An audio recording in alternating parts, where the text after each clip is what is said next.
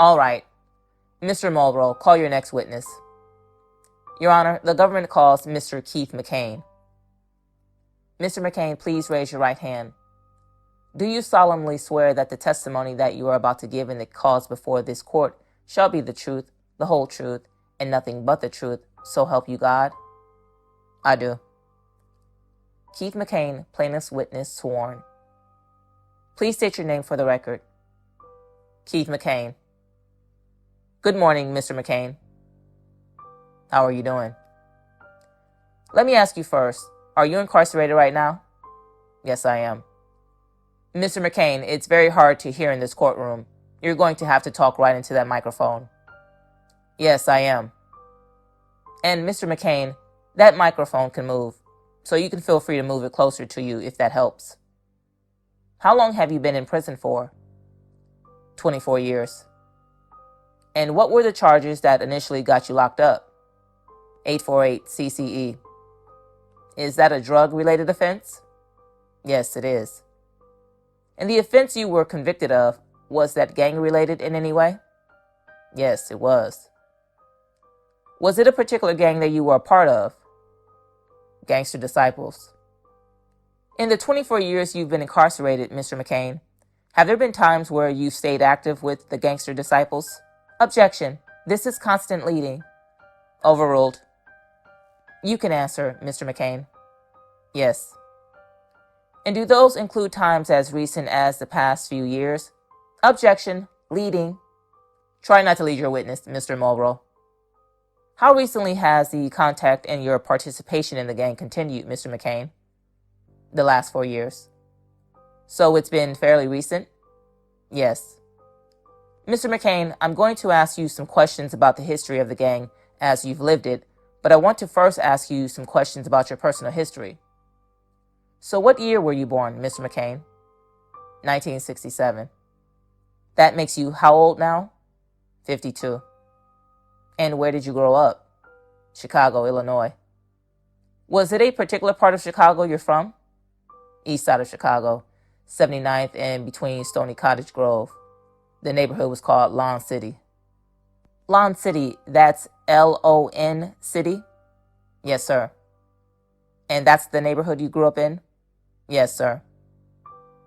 Tell us a little bit about your family situation growing up. Objection, Your Honor. Irrelevant. Overruled. My mother died when I was 8, so I went to go stay with an aunt. And I'll ask you, Your Aunt, was she also in Lawn City? Yes, she was. And did you live with cousins, sisters, brothers? Well, they were my cousins, Ma and her kids. Was that a pretty stable, happy household for you? Objection, Your Honor. Relevance. Overruled. You know, as an 8-year-old growing up and not having no mother, used to seeing a mother, not seeing your mother who died on you. So it was kind of, it was, as an 8-year-old at the time, it was tough readjusting somewheres. Now, in Lawn City at that time, were gangs active in your neighborhood? Yes, they were.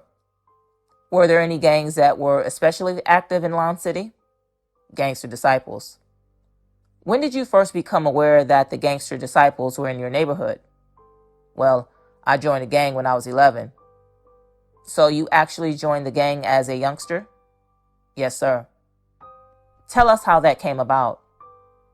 Well, just, starting out just being something that the kids do in the neighborhood. Everybody get along, and that's what the neighborhood was at that time. That's all it ever been. So, just being kids, we at the time called ourselves disciples. Was there anything about the Gangster Disciples that was especially attractive to you as an 11-year-old? Objection, Your Honor. Relevance. Overruled. You see the lifestyle, you see the things that most kids your age couldn't have. You see certain individuals that was in the gang that was having certain material things, and, those things that you kind of wanted, the things that they had that you couldn't get at that time. Now, for an 11-year-old boy who wants to join the Gangster Disciples, what were the steps or the process that you had to go through? Objection, Your Honor. Relevance. Overruled. Well, really, it was just, we didn't have to get jumped in or nothing like that. It was just if the guy that ran the neighborhood liked you, he would bless you in. You know, he would pretty much tell everybody at that time that you was with us. You know what I mean? So the guy who ran the neighborhood, did he like you? I mean, pretty much. I mean, objection, speculation, overruled. I was real, how can I say? I ain't going to say disturbed as a child, but I was, like I say, going through transition of growing up and not having a mother. Seeing other kids with their parents and things like that kind of made me bitter as a youngin', you know what I mean? So it kind of made me more wild, as you would say. I guess you can use that term. I was more wild and more just mad at the world, I guess you could say. I was mad at the world. So it was, when you're young and you be mad and wild, you do things, I guess, that other ordinary kids wouldn't do. So you acted out a bit. Am I hearing you? Correct. Objection, leading, overruled. That's correct. And did that make you a better candidate for the gang or a worse candidate? Objection, speculation, overruled. Well, I think what makes you a good or bad candidate with the organization is pretty much what can you do to help them. So when you joined as an 11-year-old, was the gang very structured or organized at that time in your neighborhood? No, it really wasn't structured that much like that. Just had a guy ran the neighborhood, and whatever he pretty much said, that's pretty much all you had. In my neighborhood, you had different fraction of the gangs that was in my neighborhood. So you had two different fractions. They both was GD at the time. But, you had I guess you would say groups. In my neighborhood, we had Black Gangster Disciples and we had High Supreme Gangster Disciples. You know what I mean? So them was two fractions that you had in the neighborhood. You know what I mean? They was kind of not kind of they was beefing with each other. You know what I'm saying? So there was no structure. It was disorganized? Yeah, pretty much so. Were there leaders or authority figures in the gang that you knew about that were bigger than or above the BOS of the neighborhood? Yeah, Gregory Shells. He was in jail for murder, and he was pretty much calling the streets, telling the guy that ran the neighborhood pretty much what to do as far as the Black Gangster Disciples. You know what I mean? So he was pretty much just calling the shots from the jail. Gregory Shells, did he have a nickname? Shorty G. So all you in the neighborhood knew who he was? Correct. What about above Shells or Shorty G? Was there anyone even more important than him? Well, everybody knew that Mr. Hoover, Larry Hoover, was the chairman of the organization. What does it mean to be the chairman of the Gangster Disciples? Street terms, you call the king the boss, the one that's the overall leader of the gang. And was he someone that you would see in the neighborhood? No, he was in jail. He was in jail like Shorty G? Correct. You told us a moment ago that it was not very organized when you first joined. Did there ever come a time when that changed? Yeah, probably about Gregory Shells got out of jail. Shorty G got out of jail. When he got out of jail, he pretty much got everybody together and told everybody, this direction that we was going in, and everybody pretty much fell in line, pretty much. Can you remember roughly what year that was? It may be. It might have been between 82 and 86, somewhere around there. Maybe somewhere up in there. About how old were you? I was probably 16, about 16. So you had been in the gang a few years at this point. Correct. And what exactly was the message that he brought when he got out of jail? That it wasn't going to be any more fractions of the organization. Your Honor, I would object to all of this as hearsay. This has not been connected with any of the acts in our indictment or the acts that the evidence has been put in about. No speeches, Ms. Dunn. The hearsay objection is overruled. And confrontation clause, because I can't cross-examine this person who's talking outside of court. When I overrule an objection, Ms. Dunn, that doesn't mean you make another objection. You make all your objections at one time. I was trying. It's overruled. Go ahead, Mr. Mulrow. You were about to tell us about the changes that Shorty G brought when he got out of jail. Why don't you start over? He just pretty much got both fractions together, the Black Gangster Disciples and the High Supreme Gangster Disciples, and got us together and told us that Mr. Hoover said there wasn't any more fractions of the organization, just going to be called one organization. That was the Gangster Disciples. So kind of unifying the whole thing? Correct. Apart from unifying the gang, were there any other changes that Shorty G brought at that time? Well, at the time, he had a guy named Robert Lee that was pretty much calling the shots for the neighborhood, and he changed him over time. Gave him to a guy named Dart. Made a leadership change? Correct. And when someone held a leadership position in the gang, were there any titles that went along with that? Well, before it wasn't. It was just known as leaders. But when he came out, he said he was bringing structure to the organization. He appointed what you called a regent. That would be like a neighborhood BOS. So the neighborhood BOS was a regent? Correct. What about Shorty G himself? Did he have a title? Well, he was a governor. And these changes that Shorty G brought, do you know whether they were his idea or whether they came from somewhere else? Objection, speculation, overruled. Well, it came from Mr. Hoover. Larry Hoover? Correct. The chairman? Yes, sir. Now, with these leadership titles being handed out at that time, Mr. McCain, did you have any type of leadership position? What was your status in the gang? Well, at that time, I didn't have any status at that time. At this time, you said you were a teenager, 16 or so? Yeah, around 16, somewhere around there. For you, as a teenager in the gang, did you have any feelings about this new unification and structure? Objection, Your Honor. Relevance. Overruled. Well, at that time, we was, like I said, it was two different fractions in that neighborhood, and you had mentioned those two fractions before. Which was the fraction that you were a part of? High Supreme Gangsters. Go ahead, I cut you off. Two fractions really wasn't getting along. We was beefing at the time amongst each other. And when he came out, he said that Mr. Hoover said there wasn't no more fractions and it was just going to be GD. You know, Your Honor, I'm going to object to what Mr. Hoover said. I understand he is in prison at this time. So I would argue that that is speculation. Overruled. He can explain his conduct. Go ahead, Mr. McCain. Your Honor, if I can then get a limiting instruction that testimony is not offered for the truth, but just to explain conduct. Ladies and gentlemen, a witness can testify to what he heard in order to explain his conduct.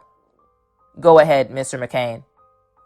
And, Your Honor, I would note also that I think we've established that Hoover was a member of the racketeering conspiracy, so this would be admissible under 801 D2E.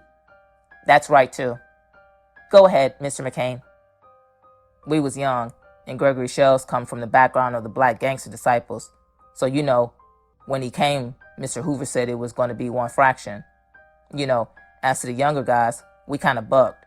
You know, we didn't tell him per se to him to his face, but we pretty much let everybody know that we was bucking. We wasn't going to apply to that.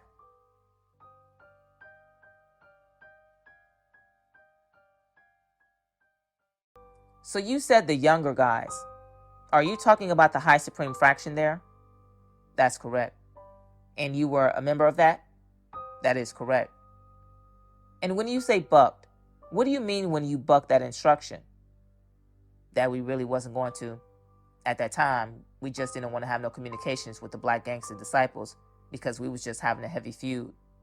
So now somebody come out of jail and tell us that we got to get along, you know. We didn't really want that at the time. Did you and the other younger guys manage to stay separate, or did you, in fact, end up unifying with the others? Well, at the time, we kind of like I said, we didn't make it known that we was bucking or whatever you want to call it. Everybody knew.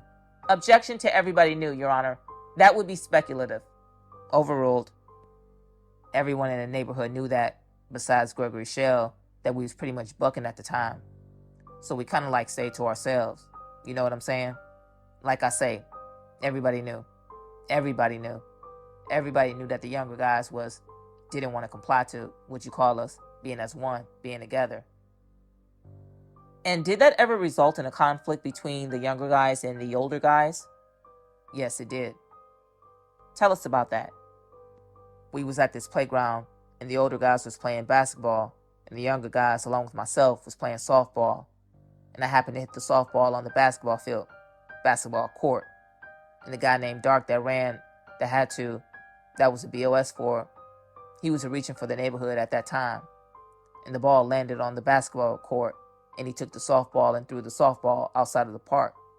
So at that time, I called him by his name, and we start fighting. A physical fist fight? Correct. We had a fight. So at that time, I had got like pretty much the best of him. And all of the older guys was like joking with him and joking, you let the little guy beat you up.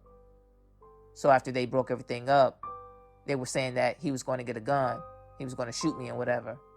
So we went and got a gun and, just hanging around. You know what I'm saying? But nothing ever stemmed from it. Then one day we was at this Arab store playing video games, and all of a sudden we turned around and Shorty G and Dark and everybody came inside of the restaurant. Well, there was food. A grocery store / restaurant. Came inside the restaurant and kind of surrounded us, and Shorty G, the governor, and Dark, the regent? Yes, sir. Dark, who you just beat in the fight? Yes, sir. And what did they do when they surrounded you? He asked me, was I the one that had the fight with Dark? And I told him, yeah, I was. And he asked me, did I have a gun on me? And I told him no. So he put out a gun, a .357. He gave it to me and told me to come on and ride with him in the car. Shorty G did? Correct. So after we got in the car, we started driving around. He asked me what happened, and I told him what had happened. And he explained to me that Mr. Hoover was a high supreme gangster disciple, and Mr. Hoover wishes that he wanted everybody to combine as one. Things like that. After he kind of explained it to me, I guess you can say that I knew who Gregory Shell was, but I never spoke to him. So me being a young guy, and I finally got a chance to talk to him. And after I talked to him in the car, and he explained things to me a little more better, I had to understand it a little better. So I was willing to comply. And when we came back to the store, he told everybody to gather around and told everybody that I was the new regent now in the neighborhood, and everybody had to follow me. So after meeting with Shorty G, your status changed, it sounds like. That's the only status I had. I never had no status as a youngin'. As a youngin', I guess you could say I was a bully of the younger generation. They looked at me as a head, but I didn't have any status or nothing like that. But when he came in, that's the first time he gave me, I guess you would say, official status. And that included a title? Yes. And tell us that title again. Regent. Objection. Asked and answered. Overruled. What about a nickname, Mr. McCain? Did you have a nickname at that time? At that time, not at that time, but maybe a few weeks after that, they started calling me Muammar Gaddafi. Why did they call you that? Well, they said that. Objection, Your Honor. Speculation. Overruled. They said that I was like a little terrorist, a little tyrant, and they started calling me Muammar Gaddafi. Then they got cut down to just Gaddafi. At the time when Shorty G made you a regent, how old were you? Do you remember? Maybe about 16, 17, somewhere up in there. Now, even though you were 16 or 17, did you have authority over guys who were older than you? Yes, and I didn't have a clue of what to do. Was your age any kind of barrier to you taking on that title? No, I don't think it really had anything to do with the age. It's just that I didn't know anything about structure, how things really went in the organization at that time. We was just young and just doing anything at that time. So we always heard about, Gangster Disciples this, Gangster Disciples that. And we follow what the older guys did. But as far as structure-wise, I didn't have a clue. I didn't have a clue of, you just gave me this position and you're telling me that I'm in charge of these guys and I don't have a clue of what to do. You know what I'm saying? So tell us a little about what you did as a regent after you got that title. Objection, Your Honor. Relevance. Overruled. Well, I went to him and told him that I didn't know what to do as a regent. Went to who? Gregory Shell, Shorty G. He just told me to just watch and pay attention and do what he do. So at that time, he kind of made me like his personal security. So we would ride around the east side of Chicago, and he would go to different neighborhoods and tell me, this is this region, this is that region, this is who runs that neighborhood, that's who runs the neighborhood. And he would introduce them to me and tell them that I ran Lawn City. And pretty much whatever I seen, however he conducted himself among them, I got back in the neighborhood and kind of like mimicked what he did with those guys. And in terms of the actual business or activities of the gang, was drugs part of what the Gangster Disciples were doing? Yeah, when the structure came out. I mean, drugs. I mean, even when I was little, we were selling drugs. But the structure, when he brought the structure to the organization, he took me anyway, to a whole nother level of showing me this is what it's about. This is how we can grow. You know, he was always giving speeches or whatever. You know, we were together all the times. We would always ride and talk to me a lot about the organization and stuff like that. And at this time, we was, you know, like I say, we started bringing structure down, and the drugs had got a little more serious, make things a little more serious, because he explained to me like, objection, Your Honor, hearsay. Overruled. He explained to me what direction that Mr. Hoover wanted the organization to go through and what we can accomplish if we all work together. Things like that. Let me ask you in a little more detail about the structure and the drugs. So first, what types of drugs were Gangster Disciples selling at that time? Objection, Your Honor. Relevance. Overruled. We started off selling powdered cocaine. And then when crack cocaine hit the surface, we seen that you make more money faster with the crack cocaine, so we started selling crack cocaine. And selling the drugs, was that something that the various members of the gang would go off and do on their own? Or was it organized as part of the gang? Well, before the structure was, whoever you got it from, you got it from. Wherever you got the drugs from? Wherever you got the drugs from, that was fine. But when the structure came and it got organized, you had to buy your drugs from the organization. If the organization didn't have it at that time, then you was able to go and buy it from anybody you wanted to. But when the organization had it, you had to buy it from the organization. And what about the money that members earned from selling the drugs? Was that connected with the structure at all? What you mean? I'm not getting what you're saying. Well, when people would go and sell a bag of crack cocaine, they would get some money, right? Correct.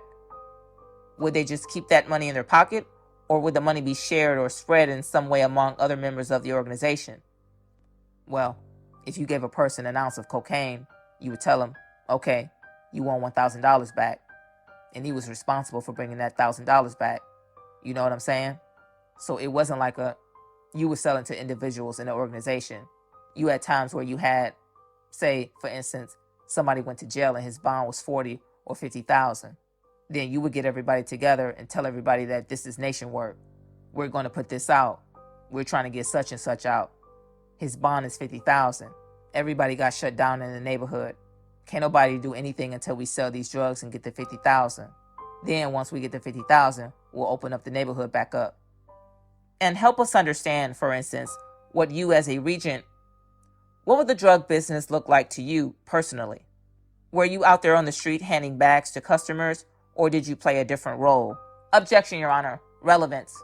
Overruled. I was passing out the drugs. I wasn't on the street selling them. I was passing them out to the sellers. And so these sellers would be people working under you? Correct. Organization. Correct. How many sellers would you typically have working for you? Well, at that time, everybody that was in the neighborhood was selling drugs. Can you estimate a number? I mean, you might have a count at that time of 70.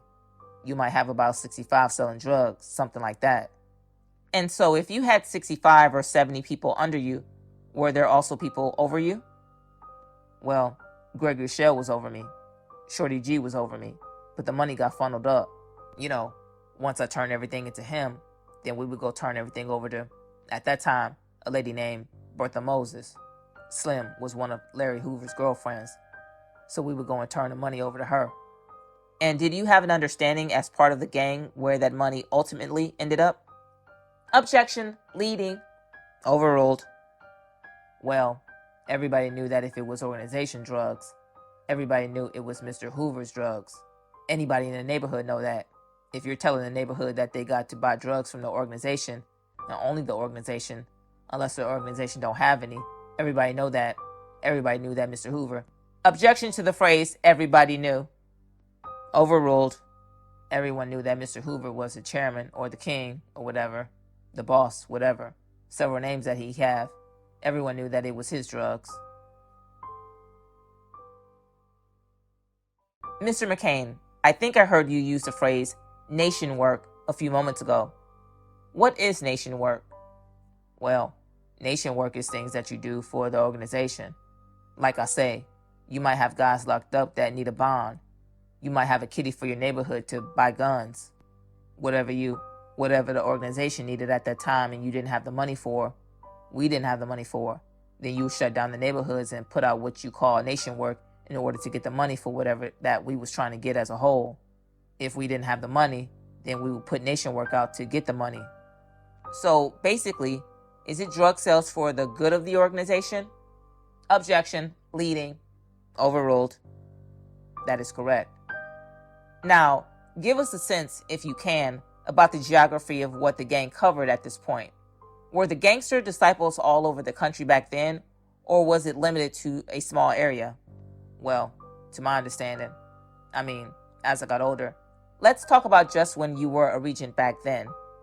There were just gangs the only groups that we was dealing with at that time when I was a regent was from Chicago and Illinois, the cities in the state of Illinois. That's where the Gangster Disciples structure was in place at that time? Correct. And were there ever meetings that would bring people together from all over that area? We had, the neighborhood the regents would have weekly meetings. The governors would have meetings, every 2 weeks. Or if something important happened or came up, then we would have a meeting at any given time. What were examples of important things that would cause a meeting to be held? Gang wars. Like I say, somebody in jail somebody from the west side went to jail and needed a bond. So they would call everybody and say, hey, we need $10,000 from the north side, from each side of Chicago. So once the governors had their meeting, then they would call the regents and explain to them what it was, and the regents would call the neighborhood and explain to the neighborhood what it was. Did there ever come a time when a meeting was held with leaders from all over the city? Objection, Your Honor. Relevance. Overruled. The first meeting I recall from all of the cities was when Gregory Shells and Cole Black had got promoted to board members. I'll ask quickly, was there a term for that type of meeting? No, just a meeting. Just a meeting. No term for it. Just a meeting. But people from all over the city came? Correct. Now, what happened at that meeting? At that meeting, they had introduced themselves, told everybody they was board members now, and they made each individual get up and announce their positions to each other, And at that time, when I stood up he had announced me as the governor now, and then everybody just, introduced themselves. And during the meeting, we exchanged numbers and things like that. And they explained that the governors was going to have to start getting up with each other. The regents started getting up with each other, stuff like that. So it sounds like leadership titles were given out at this meeting. Is that correct? Well, mine was. And I think what the meeting was just when the structure had really hit the fan, the structure really came out. It was time for everybody to meet each other, to get to know each other all over the city. Because before then, like I say, you had different GDs on this side, GDs on that side, but it was never together like that. You know what I'm saying? The only time we was really together was when you go to jail, it was together, but on the street, it wasn't. So that particular meeting was the first time that they had put everybody together and pretty much let everybody know that we was going to be working together. And did I hear you say that Shorty G announced a new title for himself at that meeting? Correct. He said he was a board member. Now, board member was a term that you had heard before in the gang? Yes, it was. Before this meeting? Yes, sir. And what did it mean to be a board member in the Gangster Disciples? It meant that you was right up under Larry Hoover. You was, to my understanding at that time, if you was a board member, that you was pretty much everybody that was a board member, that was considered Mr. Hoover main men. Mr. Hoover's what? Main men. So this was a high position. Correct. Almost the highest? Well, there's no other position higher besides the co-chairman and the chairman. Who was the co-chairman? Well, at that time, a guy named Fatty, but he died about 2 years ago. Did you also tell us, Mr. McCain, that you became a governor at this meeting? Yes, that is correct. Do you remember about how old you were at that time? Maybe 18, 19, somewhere around there. Did your responsibilities in the gang change after you became governor? Yes, it went from me running a neighborhood to me running 12 neighborhoods. So a bigger geographic area. Correct. And you've already talked about board members, governors, and regent. Were there other leadership positions at that time? Well, in the neighborhoods, you had coordinators. And coordinators is a guy that was under the regents. You had a co-regent, a guy that's under the regent. Then you had a coordinator, which was the first coordinator. Then you had like a second coordinator was up under the coordinator. Then you had a guy that was chief of security. You might call them chief enforcer. Same thing. He was in charge of security. Then you just had the memberships. Those first coordinators and second coordinators, was that ever abbreviated as First C? Yes, sir. First C, Second C. And then I don't want to fast forward too much, Mr. McCain, but as you stayed involved in the gang over the years, has that same basic leadership structure stayed the same, or has it changed over the years in terms of the titles and their positions? They stayed the same. Now, while you were governor of the gang back then, were there rules in place that the members were expected to follow? Objection, relevance, Your Honor. Overruled. Yeah, we have rules and laws and policies that you have to apply to. Tell us about some of those rules. Well, you have some of the rules might be code of silence. Some of the rules might be respecting, not disrespecting members and non-members. Rules might be hygiene, daily exercise. Just rules that was, to me at that time, well, to me now, was just basically rules that was pretty much teaching you how to be a productive individual according to the organization status, standards. Were there any rules or any one rule that was more important than all the others? Yeah, number 1. What was that rule? Silence and secrecy. Ms. Diggs, can I have the Elmo, please? I'm going to place on the screen, and Mr. McCain, you've got a screen right there in between us. This is going to be the 9th page of Government Exhibit 804 in evidence. Tell us, again, Mr. McCain, what is rule number 1 of the Gangster Disciples? Silence and secrecy. And the exhibit that we have on the screen where it says number 1, silence and secrecy, is it the same rule that you're talking about right now? Correct. Tell us, in your own words, if you would, what does the gang mean when it says that silence and secrecy is rule number 1? It says, no member shall give any information or discuss any matters that concern another member or the function of the organization to any individual that is not a standing member of our special group. I'll ask you in terms of the exhibit, is that specific language that you're familiar with? That is correct. If you were to sum up for the jury, in your own words, what silence and secrecy means, how would you put it? Not to tell. Not to tell anything that's going on within the organization. Definitely not to be on a stand telling about the organization, about things that's concerning the organization. Like you're doing now? That is correct. Why is silence and secrecy so important that that's rule number 1? I mean, if you're not a member, you're not supposed to know what go on in the organization. You know, but silence and secrecy goes farther than that. It goes farther to the extent that even guys in the organization, there are certain levels within the organization that certain people in the organization not supposed to know what's going on inside of the organization. You know, if you at the high level and at the high level talking about certain things, you're not supposed to go back and even discuss it, you know, with the lower levels. You know what I mean? And if you do that, then you're pretty much breaking the silence and secrecy code. Mr. McCain, I'll point you to number 2 on the rules, and that says drugs. When you were involved in the gang on the streets as governor, as a regent, was there a rule concerning drugs that was in place at that time? Yeah, number 2. And tell us again, just in your own words, what does that rule mean? That you wasn't allowed to use drugs. Only drugs at that time that you was allowed to consume was marijuana. Was this rule in place when you had those 65, 70 people selling drugs for you? The rules have always existed. So this rule, to be clear, does it or does it not forbid members from selling drugs? No, it does not. Let me show you one more, Mr. McCain, and that's number 12, aid and assist. Is that a phrase that you've been familiar with since the beginning? Yes, I have. What is aid and assist? It means helping your brother. In what kind of ways would gangster disciples help each other? As far as money, as far as having gang wars, being able to assist your brother. It says that all members shall aid and assist one another in all righteous endeavors. It says that a righteous endeavor, which means that if it's not righteous endeavors, that you really don't have to help. But who do you know that's not going to help their brothers in whatever type of endeavors it is? If one of your brothers got into something and you don't help them, you say that, but it really don't matter if it's a righteous endeavors or not. At the end of the day, you better help them.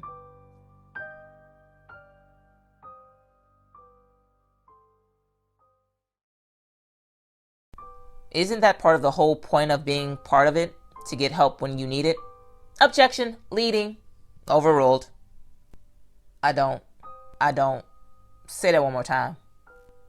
Well, for the reasons, and you talked about your reasons as a youngster joining the gang, but the fact that you can get aid and assistance when you need it, was that part of why it's helpful to people to be a gangster disciple? It all depends on the individual's way of thinking. Some people think like that. I would say, I didn't really think like that. I just liked at that time, as far as me, I liked the lifestyle. I liked the glamour part of it. Being able to get things that I didn't have to work for and things like that. But, a lot of people, they get into it for that. Let me ask you, actually, just one more, and that's incidents here. What does the incidents rule mean? All incidents, minor or major, that concerns the health and well-being of any member of the community must be reported to your superior. Now, what kind of things are included in that term, incidents? Any disputes, anything that goes that's not in the organization that could bring attention to the organization. If you had any type of incident that, major or minor, you have to report those incidents to, I guess, to keep the organization on top of what's going on. Would trouble with the police count as an incident? Of course. Would trouble with rival gangs count as an incident? Yes. If a member were involved in some violence, would that count as an incident? Objection. Leading. Try not to lead your witness, Mr. Mulrow. You can just answer a yes or no to that. Yes. Was violence an incident? Yes. Objection. Move to strike. Leading. Overruled. Now, Mr. McCain, we've talked about the handful of these rules, and we see some others on the exhibit. What happens to members who don't follow the rules? Objection, Your Honor. Relevance. Overruled. It could be possibly disciplinary actions, not following the rules. It could be physical. It could be fines. It could be exercise. It all depends on how serious the person that's leading those group of guys. It all depends on how serious he look at it. And these disciplinary punishments, did the gang have a special term for those? You have pumpkin heads, and what about in general for all types of punishments? A violation. That's what we would call it. Turning to another page of Government 804, Mr. McCain, and this page is titled GD Codes. When we see 407 violation in progress, does that sound like the punishment type of violation that you were just discussing? Yep. What is the phrase next to 406 here that I'm pointing to? Death violation. Now, was it the case, in your experience, that death could be a punishment in any case? Objection, Your Honor. Relevance. Overruled. Well, death violation is part of a physical violation. It could be part of a physical violation. Like I said, it all depends on the guy that's in charge, on how serious he look at the violation that was being broke, that was being done.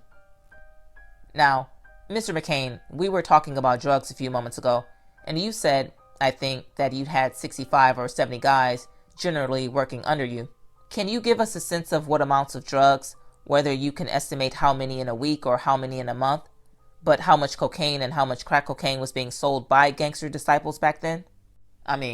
You have individuals that some people might be able to sell 1 ounce of drugs. You might have one individual that might be able to handle 9 ounces of drugs. You might have an individual that might be able to handle a whole key of drugs. which is 36 ounces. I mean, it's just, it varies. It varies on the individual, what he was capable of selling. Now, over time, would it be fair to say that there were multiple kilograms of drugs? Correct. And did you personally see and handle any of the actual money that resulted from these drug sales? Yes, I did. And did you personally participate in sending that money on to other places?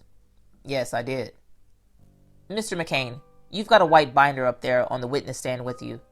Would you take that down and open it for me? And that binder's got a series of tabs in it. I'll ask you to find the tab number 706 and open that up. It's going to be a transcript of a phone call. And I'm going to play the call for you and ask you whether you recognize any of the terms or the things that they're talking about in the call. 706?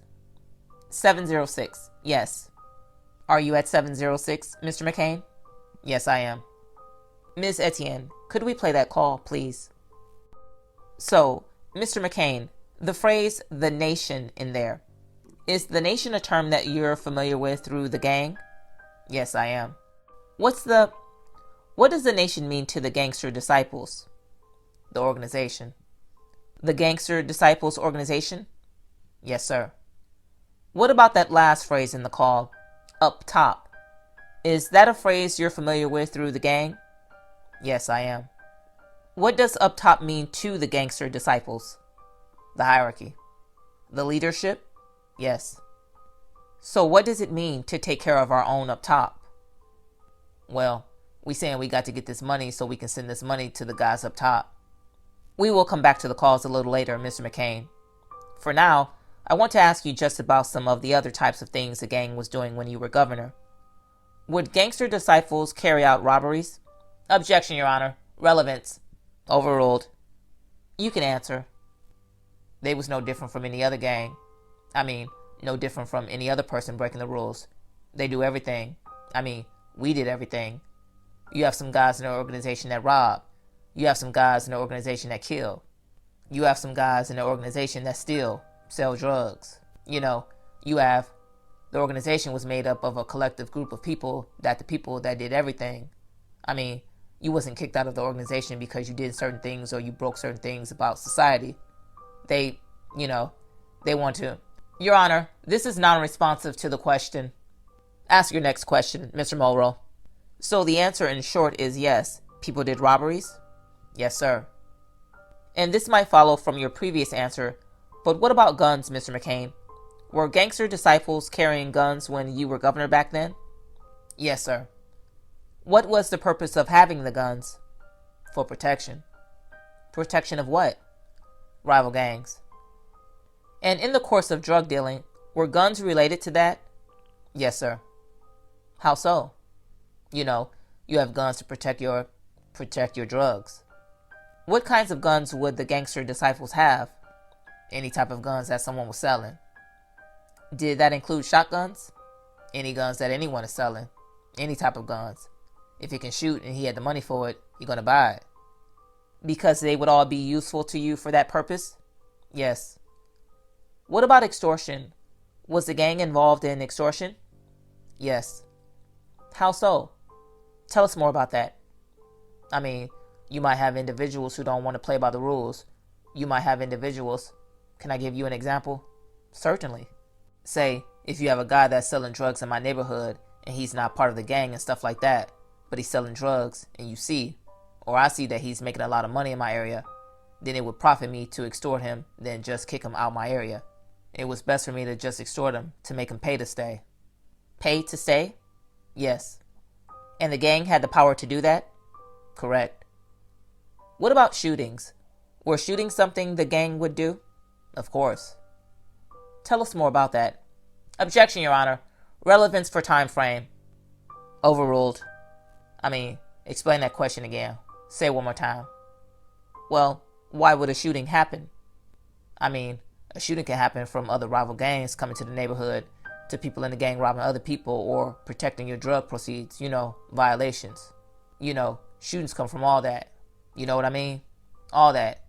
Things that go on in the neighborhood, things that go on in every neighborhood. There could be a robbery going on. There could be a turf war going on. There can be somebody protecting their drugs. You know what I mean? Whatever. A shooting can stem from any one of those. Something like that. In terms of the people doing the actual shootings, would that be any old member of the gang? Or were some members more of a specialist in that than others? Well, we had a security team. At the time, I had a security team that pretty much handled all the violent stuff that went on in the neighborhood. You know, you didn't involve every member on your count in those type of things. You had a special group of people that was part of the security team. You might be like the UFO squad, and they handle all the security in their neighborhood that's dealing with any incidents that's concerning the gang. You said the UFO squad. Excuse me, Mr. Mulrow. Ladies and gentlemen, we're going to take our lunch break at this time. During the lunch break, remember my instructions to you not to discuss this case with anyone, not to allow anyone to discuss the case in your presence. Don't even begin discussing the case among yourselves yet. And you're excused until 1:45 for lunch. We're ready for the jury. All right, Mr. Mulrow. Mr. McCain, before the lunch break, I had asked you some questions about shootings, and you began explaining to the jury about security. Tell us, again, what is the function that security plays in the Gangster Disciples? To secure the organization. And in what ways does security help secure the organization? Objection, Your Honor. He does not know or have any evidence regarding this organization on trial. He's got stuff from 1995. Irrelevant. Overruled. Protecting certain members that's in a higher up authority. Protecting each other. Protecting drug activities. Protecting each other. Mr. McCain, the judge overruled the objection. But just to be clear, as far as you know, in your continued involvement in the gang, has that security function remained the same throughout the decades up until today? Yes, it have. Does security have any responsibilities with respect to the leaders in the gang? You have to protect the leaders. Why is that important? Those are the ones that's leading the organization in the direction and the vision that Mr. Hoover wants it to go into. So you want to protect them to keep them alive. When you were a governor in Chicago, did you have security responsible for protecting you? Yes, I did. Objection, relevance, overruled. Yes, sir, I did. And would anyone in the gang be able to provide that security, or were there only certain people, certain individuals? How did you choose who would be security? Certain individuals have, I would say, that talent that you can pretty much notice. I mean, you can notice an individual. If he's timid or smart, you might want to use him for collecting money, keeping money. So someone who is more timid and intellectual would not be security, are you telling us? Not that, but, well, say soft. If he's soft, you didn't want him being with security.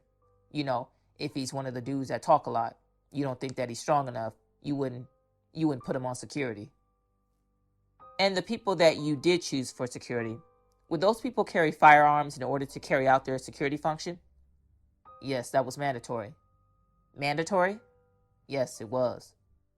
So you, as a governor, you told us did have security? Correct. What about board members? Would board members also have security? Yes. They security over, besides Mr. Hoover, their security is top priority, besides the chairman.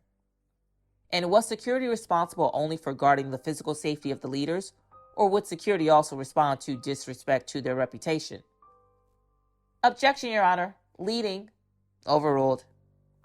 Security was there to protect the organization.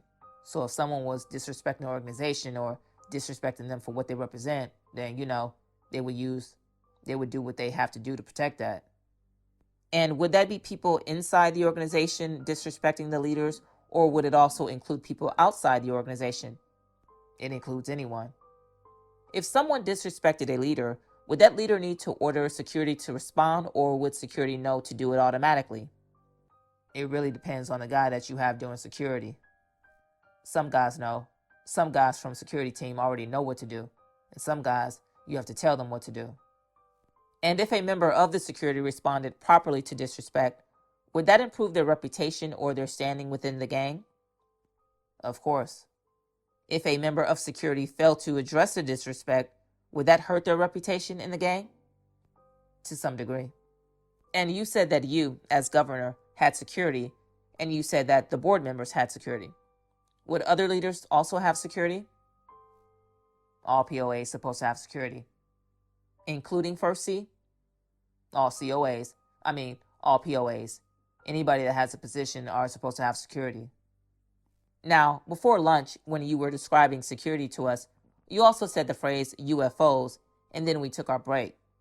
So tell us, again, what are the UFOs in the Gangster Disciples? They have, I guess you would say, special security guys that they would do the dirty work for the organization. You have an organization, you have security, but the UFO security is like a family inside of a family. They're the ones that go out and do the things that need to be done to keep the organization upstanding. So, and you might tell one guy on the UFO team to go do something, and he's not supposed to go back and tell anybody else unless he's told to. So they can all be in the security team and doing certain things for the organization without each other knowing. Why would they keep it secretive like that? To keep people's mouth, keep people from talking. If I go tell A to go kill someone, and then A come back and tell him B and C, he's breaking that breach. You know what I mean? So they probably have to get rid of A for talking, for letting B and C know what's going on. And I'll just ask you, Mr. McCain, to spell it out crystal clear. When you say the UFOs are doing the dirty work, that means violence? Yes. Does that include murder? Yes. I'm going to play another call for you now, Mr. McCain.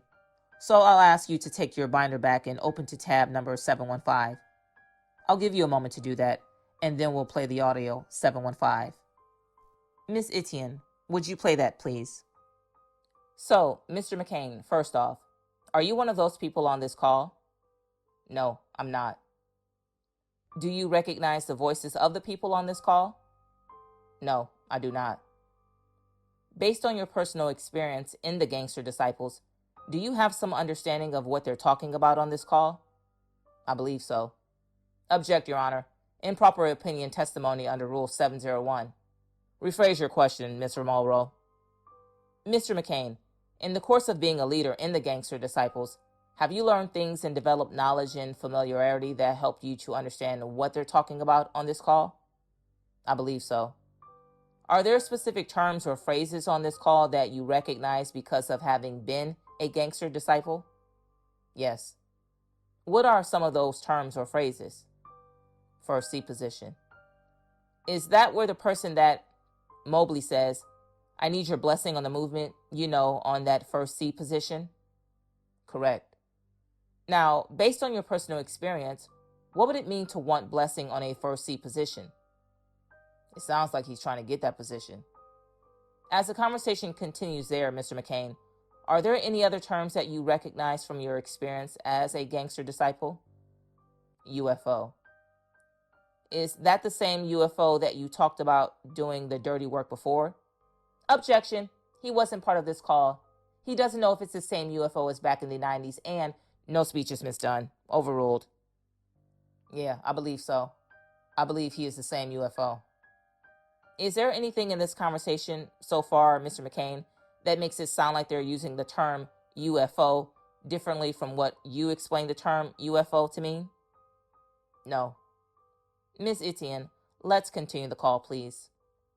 Ms. Etienne, pause it there, please. So, Mr. McCain, we saw at the top of page 3 the phrase UFO again, did we not? Yes, sir. And I'll just ask you again, based on your personal experience in the context of the conversation, does it sound to you like they're using that phrase the same way you understand it? Yes, sir.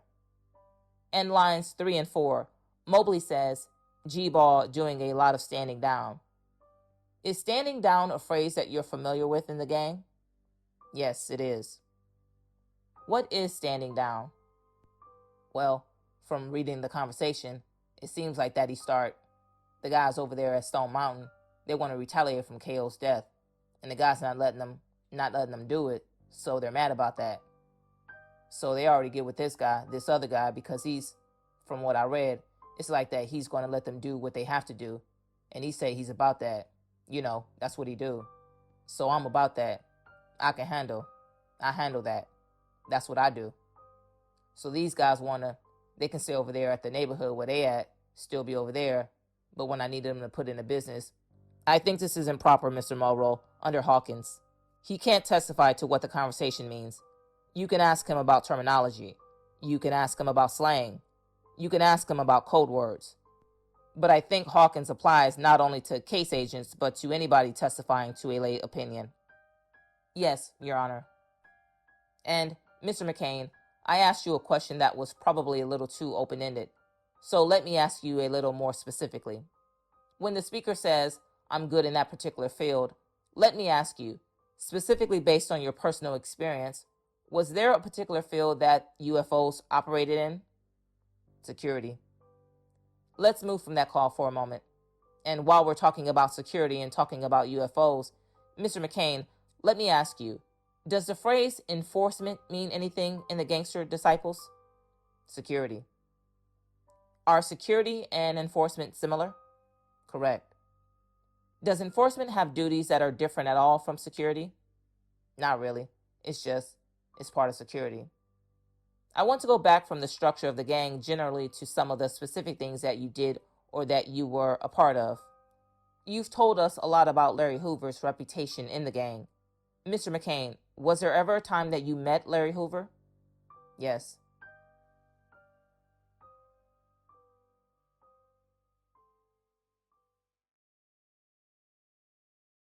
Mr. McCain, was there ever a time that you met Larry Hoover?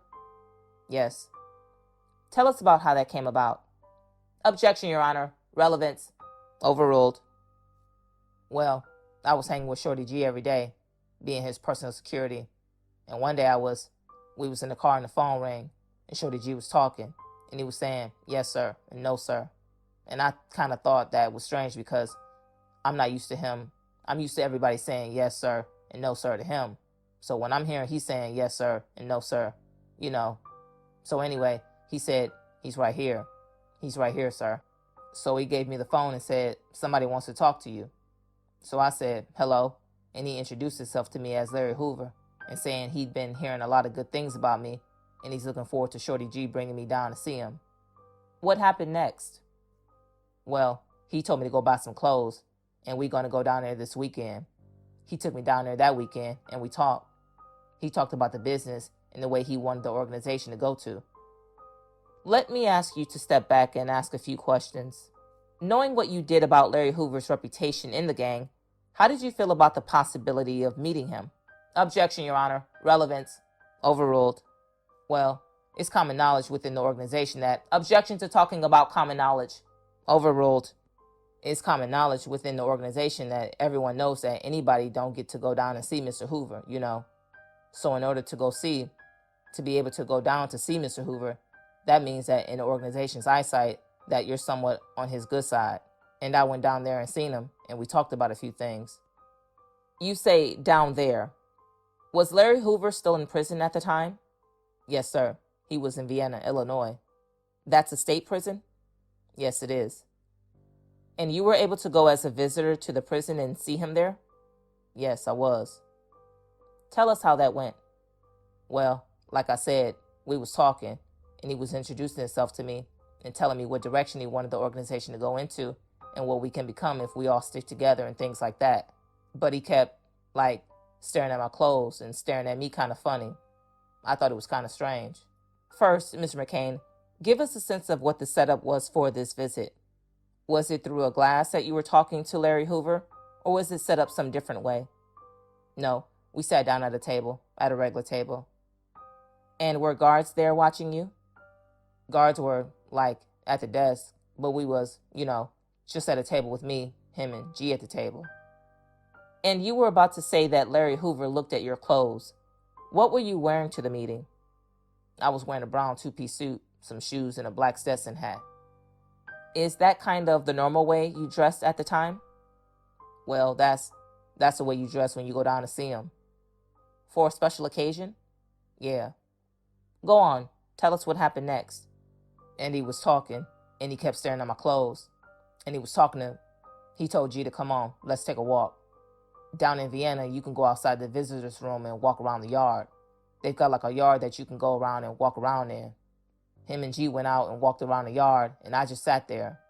Then he came back, and after he came back, he said it's a good day, and he felt like taking some pictures and told us to come on, let's go take some pictures. Now, I'm going to walk up with a photo for you, Mr. McCain, That's marked Government's Exhibit 447 for identification. Take a look at that and tell us if you recognize it. Yes, I do. How do you recognize that photo? This is the picture that we took when I went down, the first time I went down there. On the day you were just telling us about? Yes, sir. Move to admit Government 447. It's admitted without objection. And Ms. Diggs, may we have the Elmo, please? So did the jail visiting area permit you to take photos with the inmates you were visiting, Mr. McCain? Yes, sir. Tell me, who do we see in this picture left to right? Well, on the left, that's Shorty G.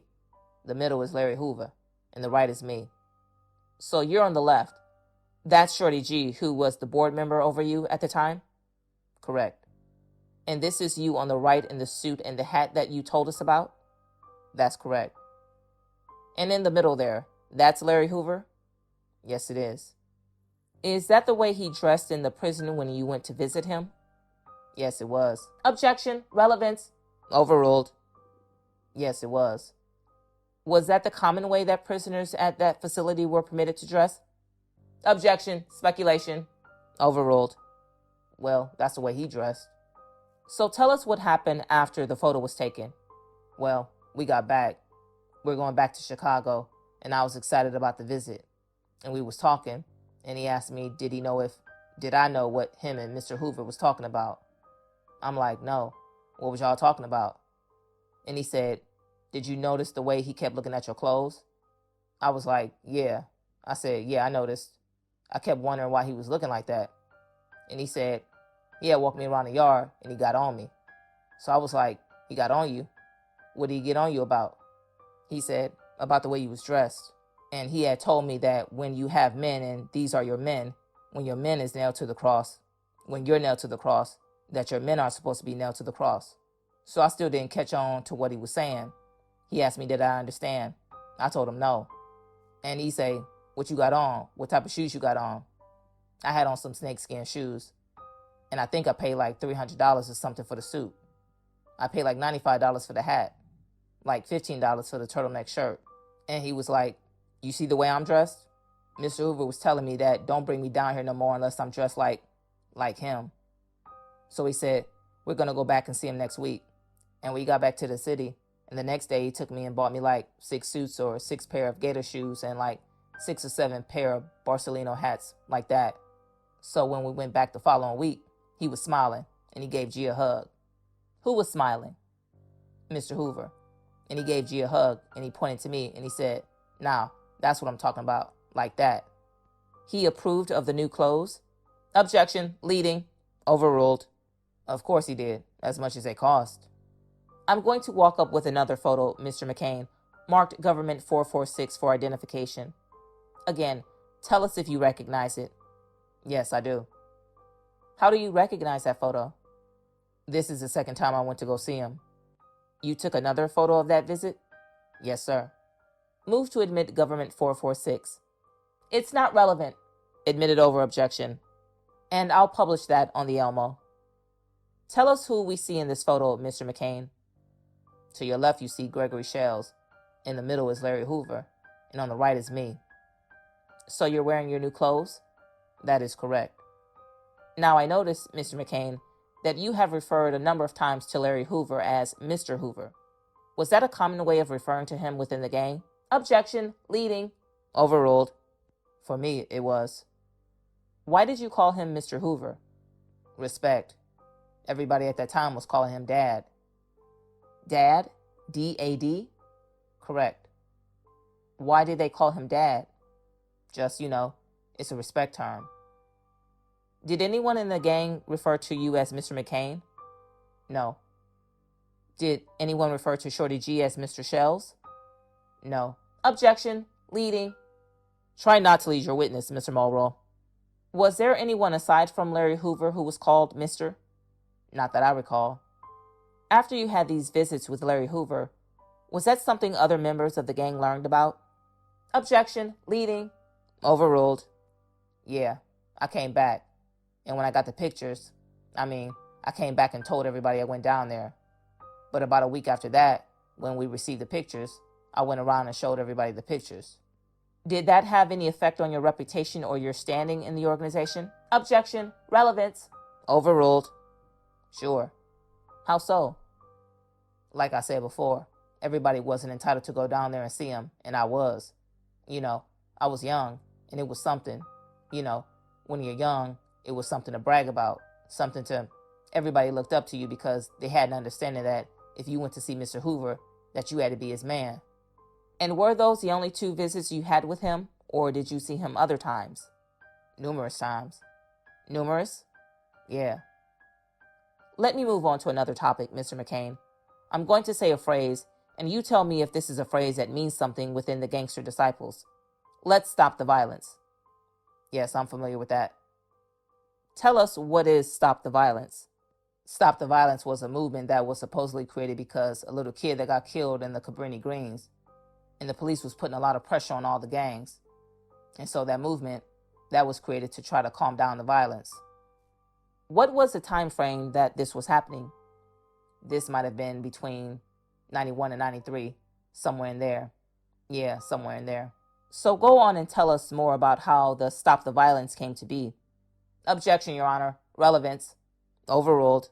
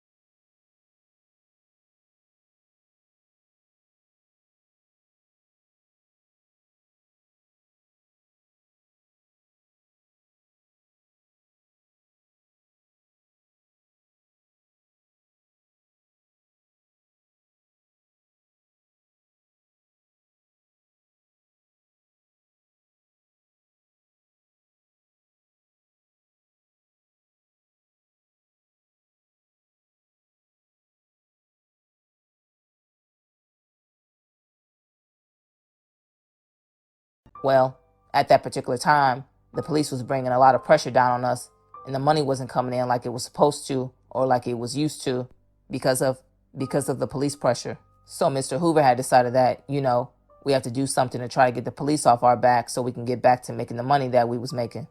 So he decided to call out to the other gangs to try to make peace, to try to get peace going on. And was that effective? Well, it got the police off of us for a minute. Was the Stop the Violence campaign something that you kept within the gangs that were a part of it? Or was it something that the community and the media knew about? Everybody knew about it. Were there any demonstrations or marches or anything like that? Yeah, we had marches where we went to other gangs areas and, stayed in the areas for like a week at a time, socializing and kicking it, supposedly getting to know each other.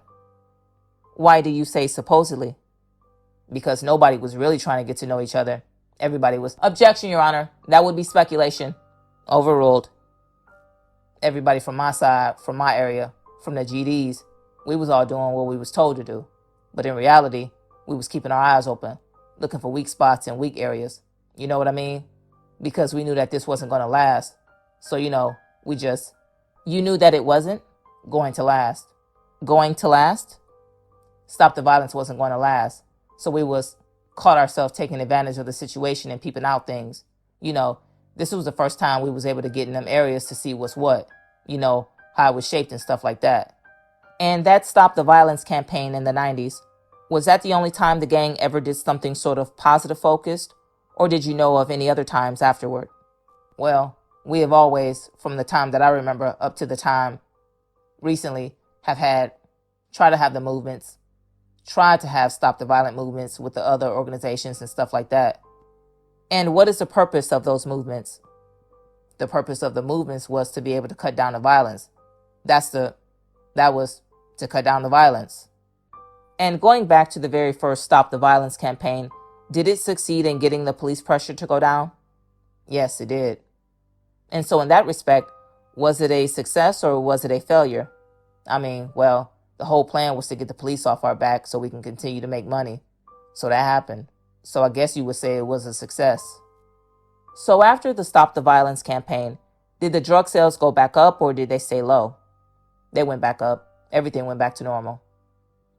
After the Stop the Violence campaign, did the gang get rid of the security and the UFOs and all that, or did those things continue? The organization security is a must in the organization of the Gangster Disciples. I was always taught by Mr. Hoover that security is a must. Without security and without discipline, you have no organization. And that was told for me, out his mouth. So we talked about you serving as a governor out on the streets of Chicago, Mr. McCain. Did there come a time when you were arrested as part of this? Yes, there was. Tell us about that. I was indicted in 1995. What were you charged with? CCE. Is that a continuing criminal enterprise? That's correct. Kind of a big drug offense? Yes, sir. Is that a state or a federal case? Federal. And were you the only person charged in that federal indictment, or were there others? There was 39 of us that was indicted. All Gangster Disciples? That's correct.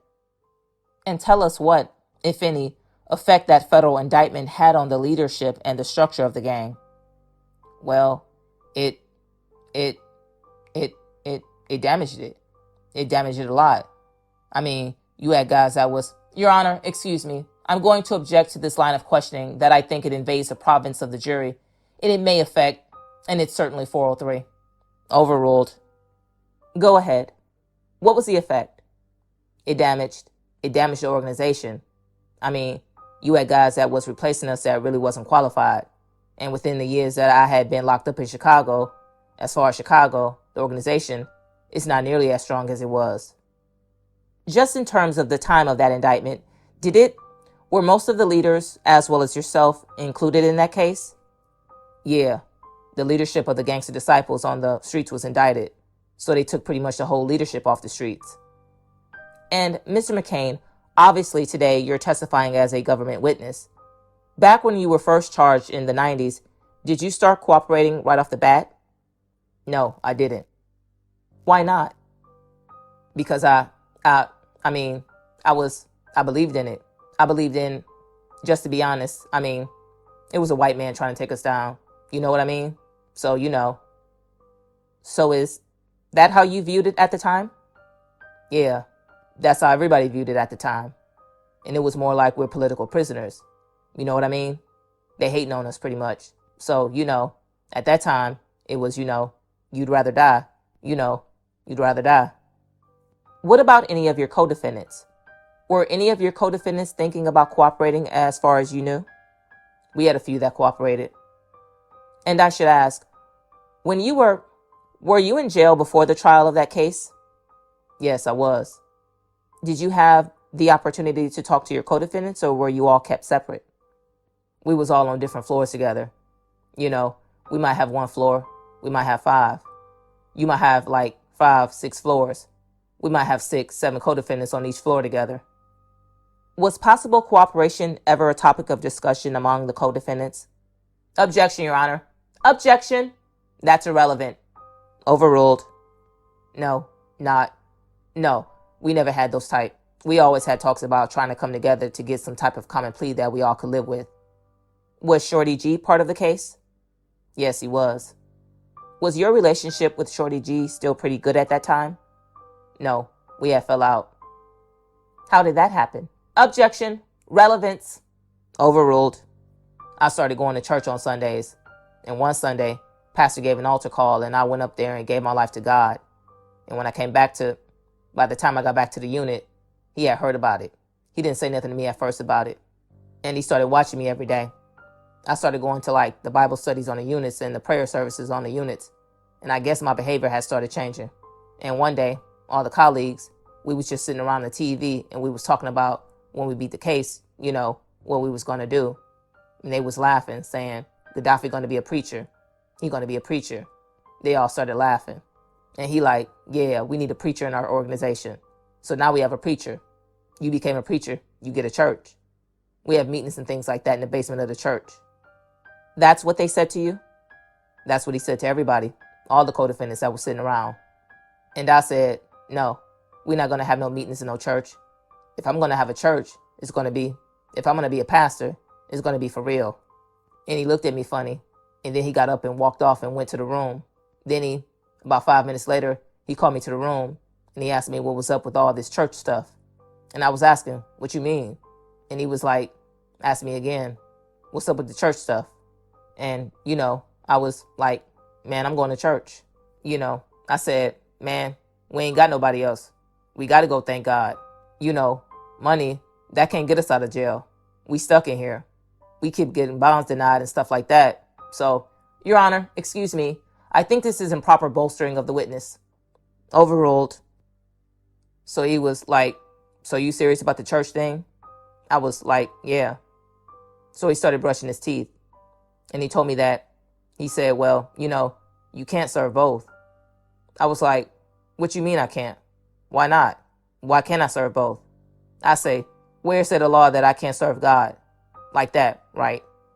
So he said, you have to choose between us and God. So I got mad, Objection, Your Honor, under Rule 401B. Ladies and gentlemen, I'm admitting this testimony for the limited purpose of explaining this witness's relationship with other people in the Gangster Disciples, and not on the question of whether you should believe or not believe the witness in general. Overruled.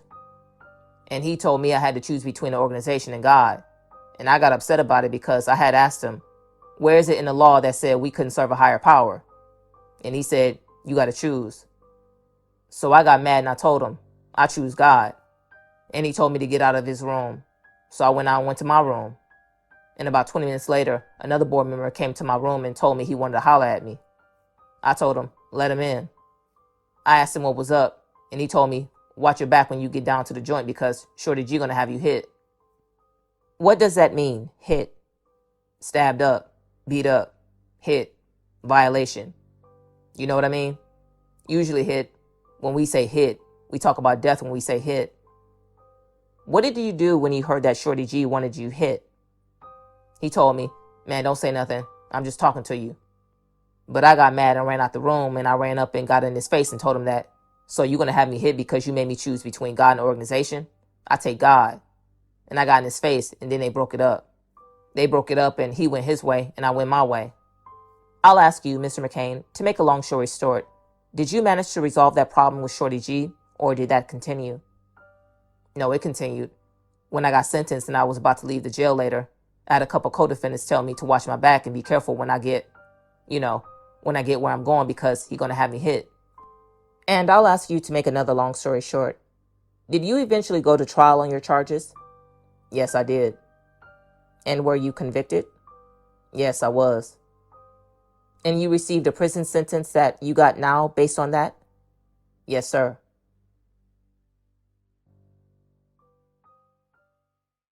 And would plugging in mean that there were people above you who could tell you what to do? Yes, sir, it did. And you mentioned a second ago that you set up a meeting with KK? Yes, sir, I did. Do you remember who else was at that meeting? It was a couple other people. We was at a club where we was outside the club. He was a rapper. He was getting ready to perform. But we spoke outside the club and basically was going over everything with me to let me know how everything was ran and told me if I wanted to beep, when we got ready to plug in, we had to go through Spike. And did you know what position Spike had? At that time, I had heard. I hadn't met with him at that time, but he was telling me what position he had. What position was that? The governor of the state. Now, KK, do you know his real name? Kevin Clayton. And was he a co-defendant of yours in this case? Yes, sir, he was. Just not one of the trial defendants? No, not at this time. And Spike Walton, yes, sir. Was he a co-defendant in this case as well? Yes, sir, he was. Now, Mr. White, You mentioned a second ago that you were interested in plugging in because you didn't want war. Yes, sir. Explain that to the jury, please. Well, a plugger was kind of sent out letting everybody know that either he was going to plug in or plug out. And what that basically meant by that was whatever you had going on as a Gangster Disciple member, individually or a group, that you was going to have to shut it down or join in with them. And you mentioned a second ago that at the time you had not met Spike Walton? No, sir, I hadn't. Did you meet him soon thereafter? About a week after. And where did you meet him? Up the street from his house in East Point, Georgia. Mr. White, what's a 9? It's when Gangster Disciples get together and discuss any kind of gang business that's necessary. It's another name for a meeting? Yes, sir. And tell the jury about this first time you met Spike Walton. It was up the street from his house. I invited Vert and Johnny Chapel to go along with me because I didn't really know these guys at the time. So I wanted a couple of my friends with me. They said they would go. So we went and met Spike at his house, and they were having a 9 up the street from his house at some, abandoned building, and we went. We kind of didn't like how it went that night, but I kind of convinced everybody, let's go ahead and plug in and just see how it goes. So you mentioned Vert. That's Vert Wall? Yes, sir. He's a Gangster Disciple? Yes, sir. A defendant in this trial? Yes, sir. You mentioned, and you called him a friend of yours? Yes, sir. You consider him a friend? Yes, sir. Is that partially what makes it so difficult for you? Very difficult. And you also mentioned that you took Johnny Chapel with you? Yes, sir. Johnny is a friend of yours that you described? Yes, sir. Is he also a Gangster Disciple? Yes, sir. So you went and met Spike and these other folks at this 9? Yes, sir, I did. And who spoke on behalf of the group? Mainly Spike. It spoke a little, but mainly Spike. And at that point, did you know Spike's position of authority? Yes, sir. And what was it? The governor of the state. Now, at this meeting, was Spike, that happened up here in Atlanta, was there any discussion about Macon plugging in? Yes, sir, there was. And what was that discussion? He spoke to me briefly about it. He gave me a pamphlet with the rules and regulations, the laws, everything that I basically already knew, but he wanted to make sure that I had it. And he told me he would have to come down and make it official, but he kind of plugged us in right then. And I think it was a few days later, he said when he had time, he was going to come down and announce the official plug-in. And so to be plugged in, did you need the word of a leader? Spike was the only one that could do it. And he had the authority to do it? Yes, sir. Objection, leading, overruled. At the time, in 2013, you had been a member of the Gangster Disciples for well over 20 years. Yes, sir. And at the time, were you familiar with the rules and the laws and the policies of the gang?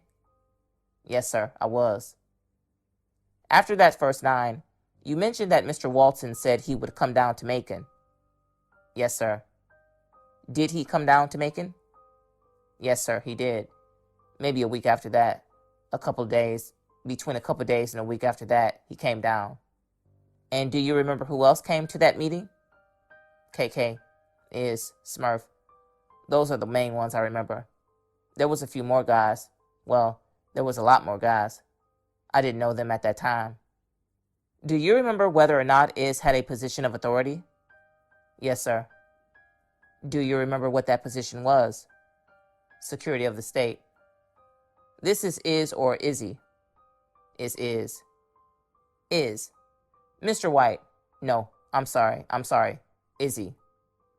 Izzy? I'm sorry. Yeah, Izzy. Came to the meeting? Yeah. Is didn't come. Izzy came. Izzy was security for the state? Yes, sir. Do you remember KK's position? Chief Enforcer. For the state? For the state, yes. So at this meeting, you had the governor, Spike Walton. Uh-huh. The chief of security for the state? Yes, sir. And the chief enforcer of the state? Uh-huh. And where did you all meet? At a place in Macon called Rosa Jackson Center. It's a recreation center for kids. And who rented the rec center? I think Johnny rented it. And why did you all rent a rec center rather than just having it at somebody's house? Because of security risk and something happening when Spike was down. And who attended on behalf of the Macon Gangster Disciples? Myself, Johnny, Bert, Derek, Mark, Tom. There was a few. There was probably around 10 or 11 guys. I don't remember. I might have left somebody out, but the main ones were the names I just called. So the state leadership was in attendance. Is that correct? Yes, sir. And you had 10 or so Macon Gangster Disciples in attendance as well? Yes, sir. And you mentioned security. Was there a concern about the security of that state leadership in Macon? Well, when Spike come down, security have to be extra careful and make sure nothing happens to him. So we just wanted to have a safe place where probably a lot of stuff goes on in Macon, and we didn't want anything to happen, not on my behalf. And so did you all have some security present at the rec center that day? Yes, sir. And was that security armed? Yes, sir. Mr. White, what was the purpose of this meeting? To plug Macon in. And at the time, who was the leader of the Macon Gangster Disciples?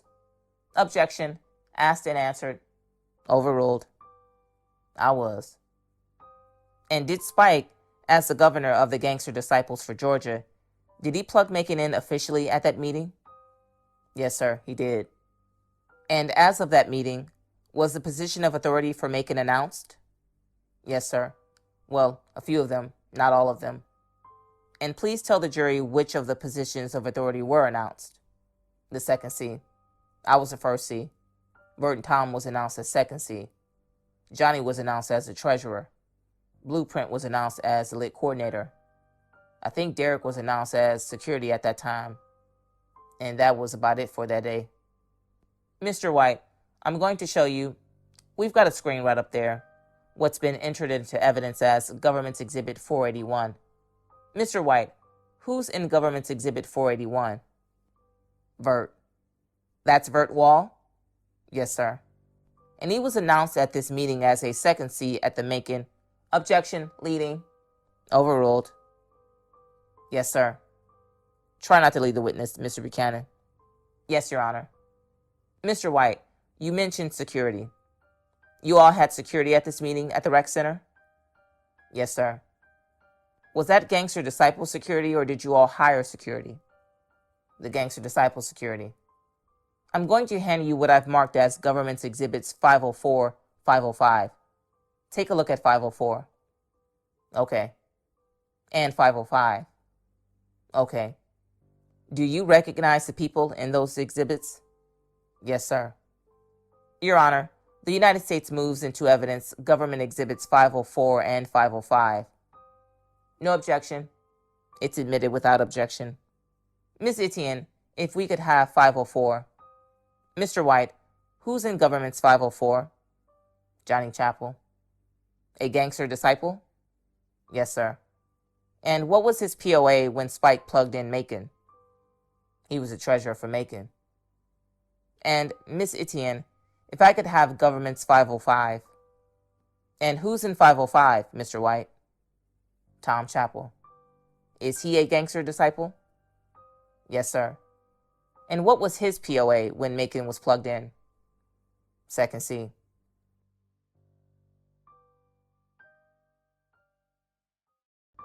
Where's the first prison that you were sent to after you were convicted? Oxford, Wisconsin. And were you there very long, or did you move? I was there like a month. Where is the first prison that you spent a substantial amount of time? Schuylkill. When you got to Schuylkill, let me ask, where in the country is that prison? Pennsylvania. So earlier you told us about how the GDs in the 90s, when you were out, were mainly Chicago area. At the time that you went to prison in Pennsylvania, were there GDs at that Pennsylvania prison, or were you kind of the only one there? There was GDs there. So had the organization sort of spread by that point? I believe that the organization had spread in numerous of cities, but at that time, they just wasn't on count. They wasn't structured. It wasn't like there was no count. Objection, Your Honor. Under Rule 701, improper opinion testimony. Overruled. You've talked about the word structure a bunch before, Mr. McCain, but I don't know if you've said the phrase on count before. What does it mean to be on count? On count means that you're part of Mr. Hoover's count. You're on his team. You're part of the organization. Sort of official? Correct. When you were at Schuylkill, did you stay involved in the gang even though you were in prison? Or did you kind of leave that behind and focus on the church? Objection. Leading. Overruled. I had left it alone when I was down there. And how long did that continue for? I stayed down at Schuylkill maybe 13, 14 years. So in terms of a year, could you give us an estimate of what year it was when you left Schuylkill? I think it might have been 2014, I believe. And all that time you stayed away from the GDs? Yes, I did. Where did you go after Schuylkill? Well, I didn't. Let me rephrase that. When I was at Schuylkill, I had caught glaucoma, and they wound up sending me to Springfield, Missouri for my glaucoma. And I had got back involved with the GDs for those 2.5 years while I was down there. You went to Springfield for medical treatment? Correct. How did it come about that you got back involved with the GDs when you got to Springfield? Well, when I got down there, when people found out who I was, there really was no structure, nothing down there. They was kind of like begging me to get it back together. And I kept denying it, saying no. And the guy came from Leavenworth that was down there with one of my co-defendants. And he had wrote my co-defendant and told my co-defendant I was down there. And my co-defendant had wrote back and told him that, yeah, it is what it is with him. So that's how I wound up getting back in there for those 2.5 years. So you said that people learned who you were. Are you telling us that you had a reputation within the gang? Yes, I did. Even though you had been inactive for the past 15 or so years? No, that happened within the last. I went to Schuylkill. Me having glaucoma happened like maybe 2-3 years somewhere, and the process was still being at Schuylkill.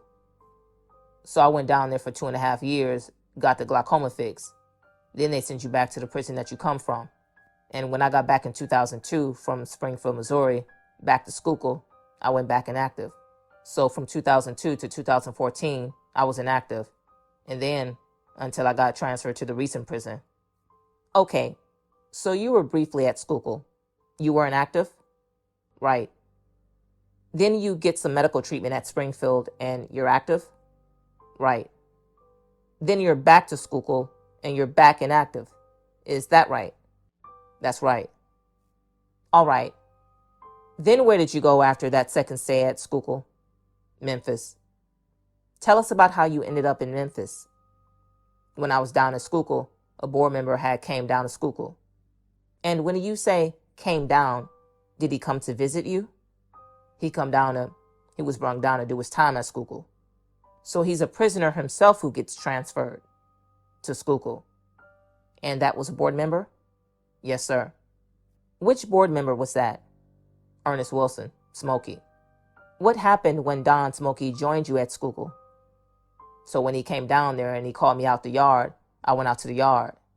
And he was asking me what was going on with me and Shorty G. And I told him what went on. And he told me that's what he heard.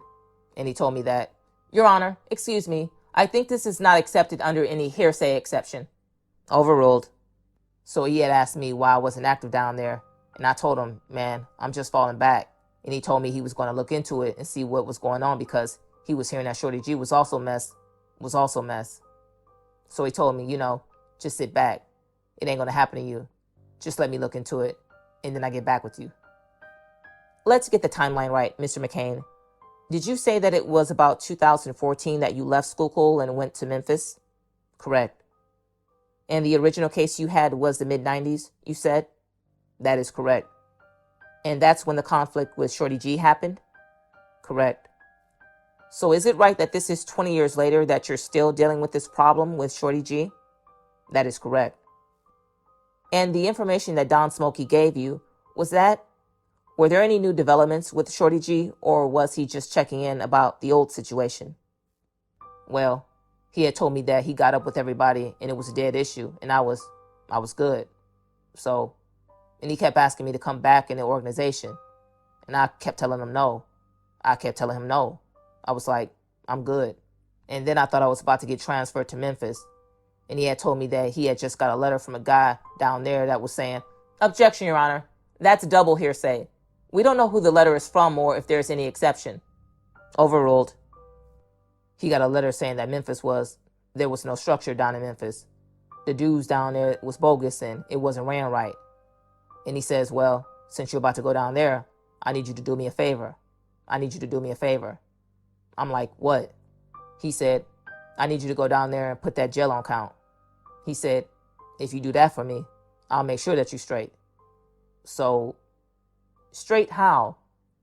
As far as any repercussion coming from Shorty G or whatever, that he was going to make sure that all of that was going to be squashed. Help us understand, Mr. McCain. Shorty G, was he, at the time you were having this talk with Don Smokey, was Shorty G out of prison by that point, or was he still in? Objection. Leading. Overruled. He was in ADX, Colorado, in jail. That's a different jail than you're at, correct? That is correct. So does that make you safe from Shorty G, based on him being in a whole different jail from you? He can't get to you, right? No, not really. Objection. Leading. Overruled. No, not really. I mean, he had the authority that he have. He could move through the jails by his voice. What do you mean by that? I mean, he's a board member. So if he wants something done, he could spread the word through the jails that that's what he wants done. And, some guys are going to apply. And are you telling us he would be able to spread word to the jail that you were at? Yes, it's very possible that his word can get down there. What about a different jail? If you move to a different jail? Well, his word can spread anywhere in the BOP where I was at. I was in the BOP, the federal prison. So his word can spread anywhere through the federal prisons. So you've told us you've been at several different Bureau of Prisons facilities. Is that right? That is correct. Have you ever been at one where there were no Gangster Disciples? No. So what happened after Don Smokey told you that if you went to Memphis, he would fix your Shorty G situation? I went down to Memphis and fixed it. How did you do that? I went down there and removed certain people that were supposed to be in positions and put people that I felt that they could help me run the jail better, put them in position. You're talking about positions. Before lunch, you told us about the different positions out on the street. Are there also positions within the prison system? Yes, there are. Leadership positions? Yes, there are. Tell us a bit how the prison is structured. Objection, Your Honor. Relevance. Overruled. Well, you have the IC, which is the institution coordinator. He's the one that runs the jail for the organization. You have UCs. That's unit coordinators. Those are the guys that's whatever blocks that they're living in, that they run that block for the organization. You have the chief of security. That's the guy that runs the security for the organization. And then in some jails, not all, but in some jails you have an overseer. And the overseer is a person that oversees the jail. He's over the IC. So that's the top? Correct. When you got to Memphis, did you take on any of those positions? Yes, I did. What was your position at Memphis? An overseer. And you talked a bit a moment ago about putting people into different positions there. Help us understand. Was it the case that you showed up one day at Memphis and immediately you were able to be the highest ranking GD in the whole facility? Objection. Leading. Overruled. When I got there, I was the highest ranking GD. How did everyone else know that? My name. When they found out who I was, and I knew some people when I got down there that already, knew I was there. So when guys heard that I was there, it was, I guess you would say it was everything fell in line. As the overseer at Memphis, did you have any communications or support with high-ranking GDs that were outside the prison system? Yes, I did. Tell us about that. Well, I was talking to several board members on the phone every week, and I was talking to the board member that, as far as that run itself, I was talking to him, basically checking in with him every 2 weeks or so. And who was that board member? Shaky. Do you know Shaky's real name? Shantae Craig.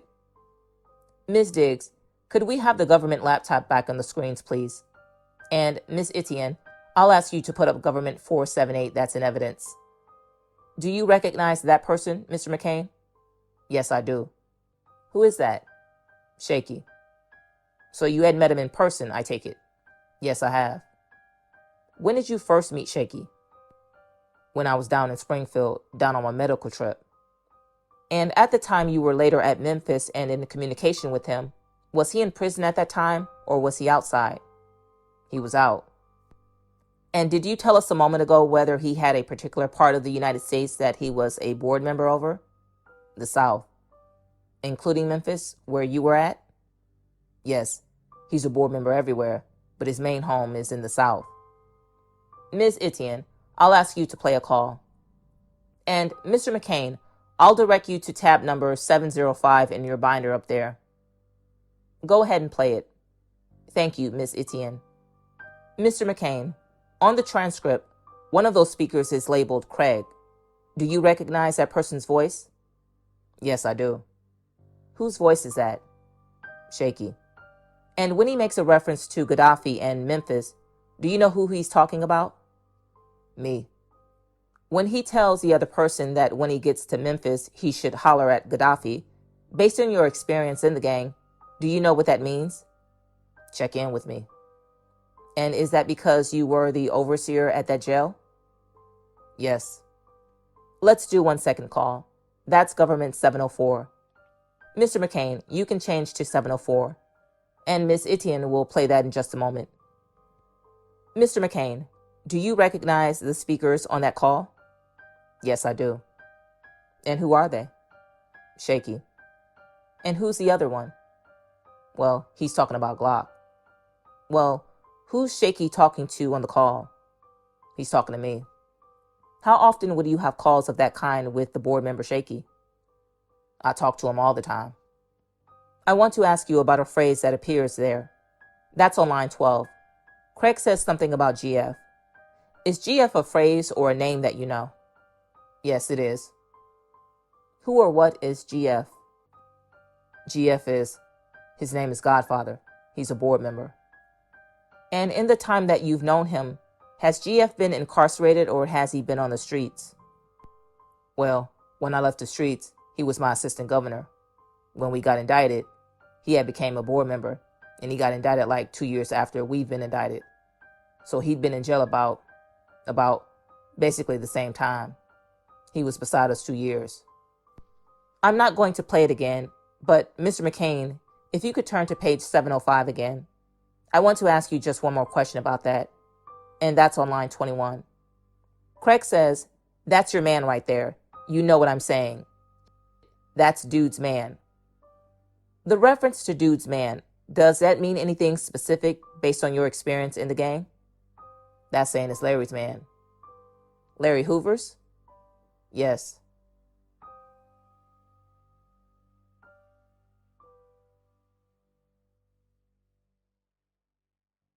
And let's go to 742, Ms. Etienne.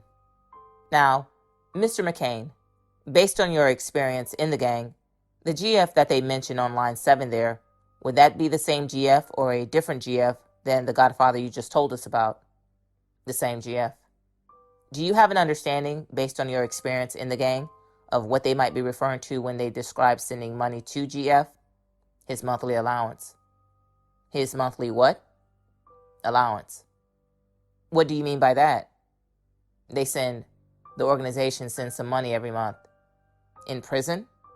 Yes. Is GF the only one who got that? Or did other leaders get it also? Other leaders also. Did you ever get it? Yes. So would all governors get it? No. Why did you get it? You know, sometimes some people in an organization look at other people different. You can have the same position, but some people, I guess, look at you and respect people different than they do a lot of other people. Objection. Speculation. Overruled. What were you saying, Mr. McCain? I was saying, I guess some people look at other things different, look at other people different than they do other people. To be honest with you, I believe that during the time that I was a gangster disciple, I do believe that I put just as much work in as everybody else. So I feel like I should be entitled to it. We talked about regular phone calls with board member Shaky, who was on the outside. Were there other gangster disciples in positions of authority on the outside that you had contact with when you were at Memphis? Yes. Who were those? I was talking to board member Smokey, Don Smokey. And he's the one you told us about that kind of set you up in Memphis in the first place. Right. I was talking to board member Little Frank. I was talking to board member Shug. I was talking to board member Gov. And I was talking to each governor of governors of states. What's a governor of governors? A governor of governors is a person that he's got the last say-so over the state. But by him being a governor of govs, he can go to other states with that same authority. So he's just not a governor of that state. He's pretty much a governor wherever you go. Did you ever have contact with someone who went by the name Clone? No, I never talked to Clone. Have you heard of Clone? Yes, I have. Does he have a position of authority? Yes, he's a board member. Did you ever talk to someone who went by the name Blackjack? Just as much as I talked to Shaky. So frequently? Yes. And who is Blackjack? He's the governor of govs of Georgia. And did he have responsibility for any specific aspect of the gang's operations? Yeah, he was pretty much the treasurer, the secretary, the treasurer, pretty much Shaky's right hand. Did you ever meet Blackjack in person or just on the phone? No, I never met him in person, just on the phone. You mentioned Little Frank a few moments ago. Do you know of any other nicknames that Little Frank went by? Redbeard, Yellow Boy, and Frankie are the ones that I know of. So Redbeard was one of them? Yeah. And tell us again, what was Little Frank or Redbeard's position of authority? He's a board member. With Shaky, you said that he had a lot of power over the South. With Little Frank or Redbeard, did he have power mostly over a specific part of the country, or was it the whole country?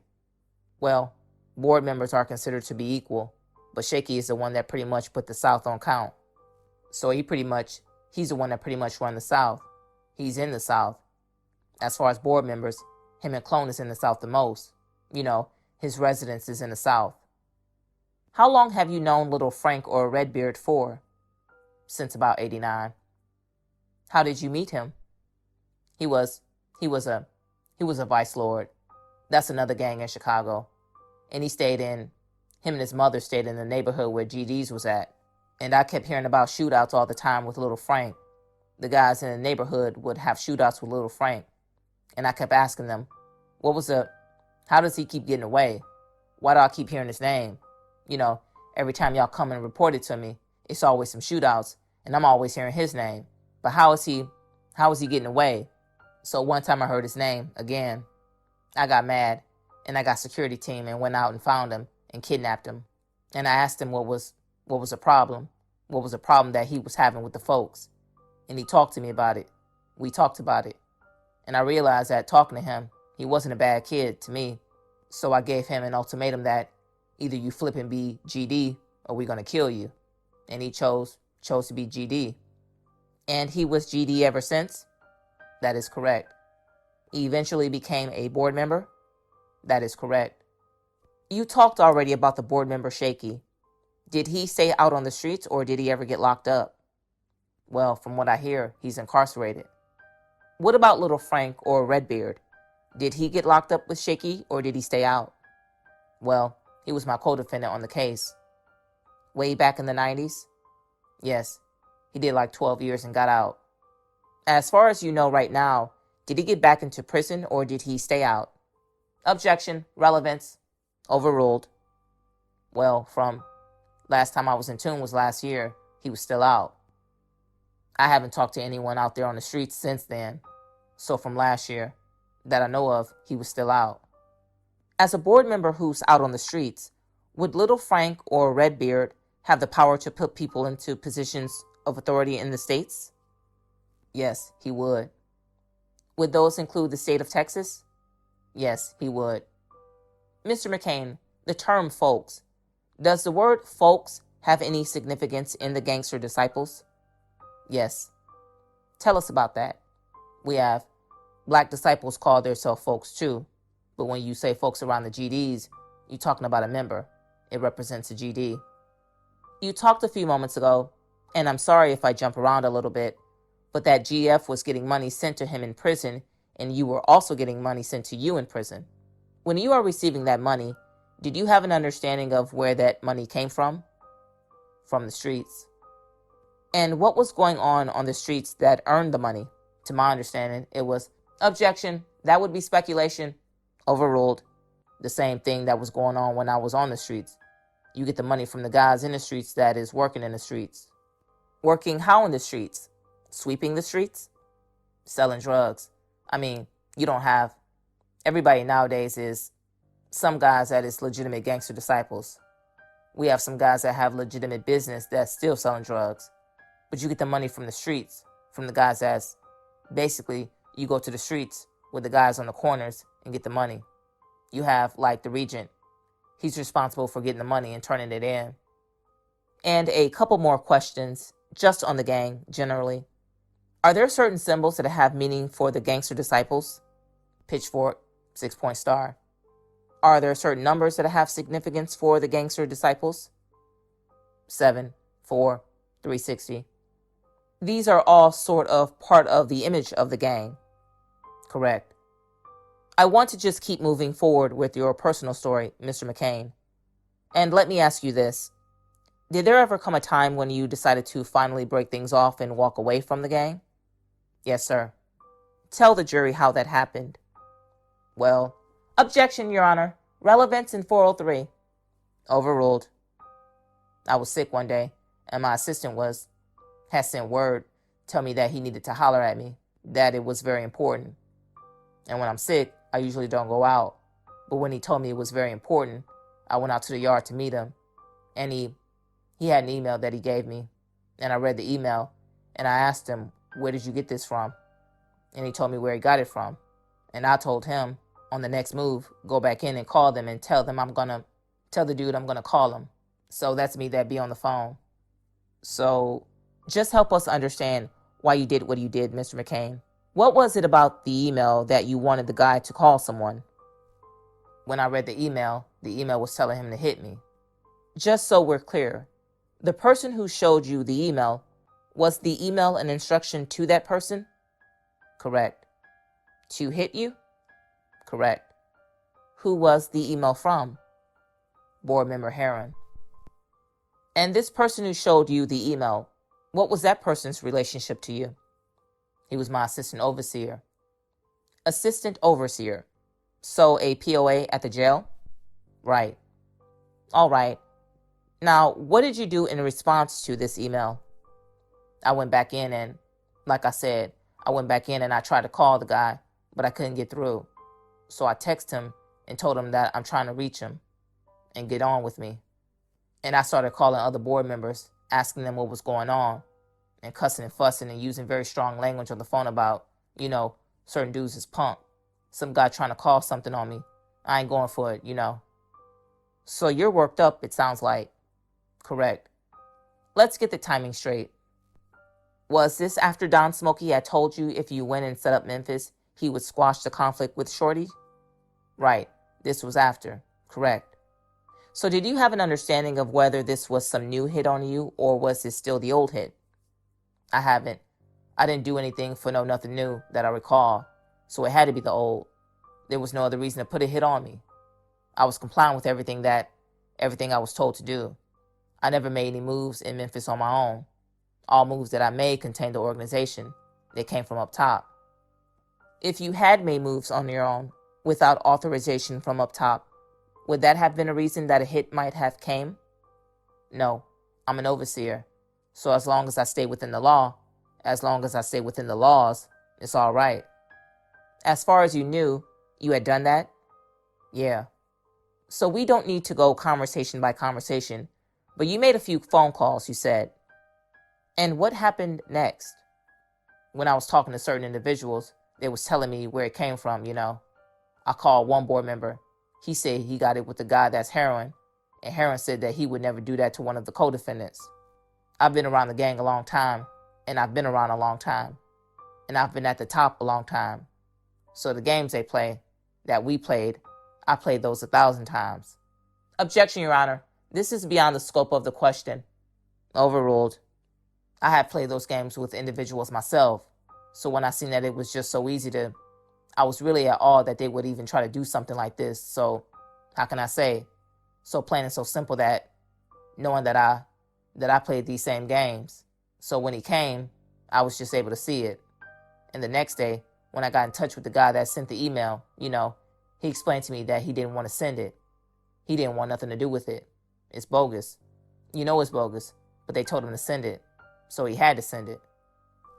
And just so we can understand your actions, did you view this new information about a hit as being something that you needed to take seriously or something that you didn't?